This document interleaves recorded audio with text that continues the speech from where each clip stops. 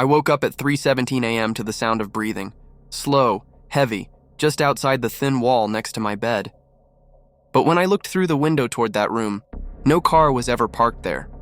It was supposed to be a quiet stop. I was driving cross-country for work, one of those long-haul routes where you're just praying for anything open by the time night falls.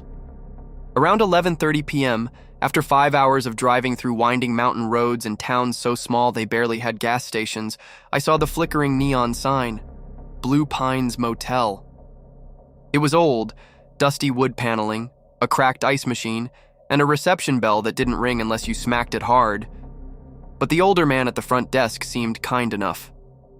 He checked me in without fuss and said, "Only one room taken tonight. You'll have the place to yourself."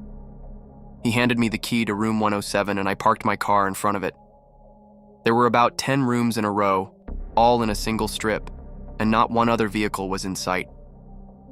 I remember thinking how quiet it was, like no traffic, no bugs, no hum from distant lights.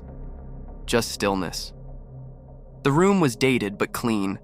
One lamp in the corner, wood grain wallpaper peeling in places, and a window that looked out onto a patch of pine trees. I was exhausted. I didn't even bother with the TV. I locked the door, drew the curtains, and fell asleep with my bag still by my feet. Sometime after midnight, my phone rang. Not my cell, the room's phone. You know that thick beige plastic landline every motel seems to have?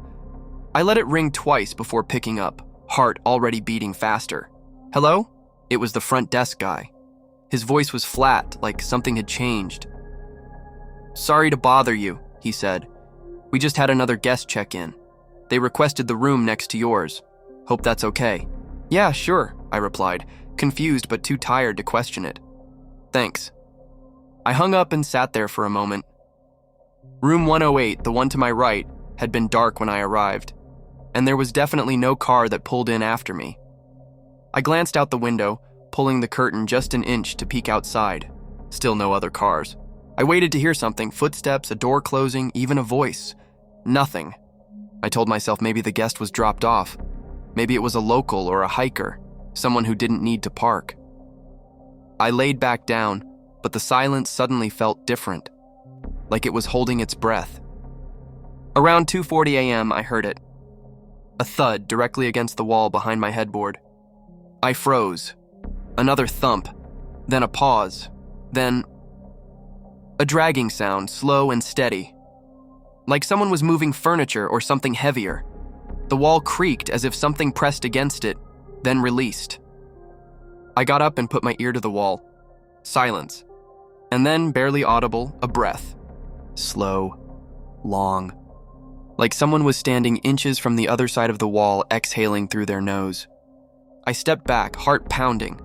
I turned on the lamp and just stood there, unsure what to do. I wanted to call the front desk, but I didn't want to seem paranoid. I told myself, just a weird guest, maybe sleepwalking, maybe drunk. But then, the doorknob to my room twitched. Not a knock, not a full turn, just a soft click like someone gently tried it, then stopped. I grabbed the chair and wedged it under the knob. Then I turned off the lamp and crouched near the window, peeking through the edge of the curtain toward room 108.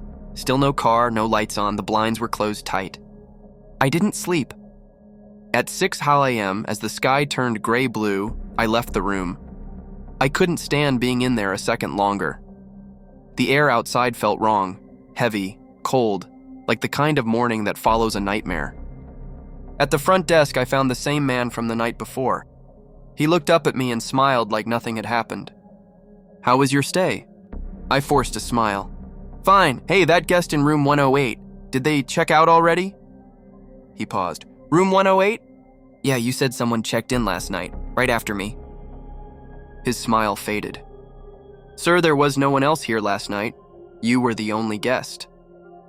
I stared at him, thinking maybe he was joking or confused.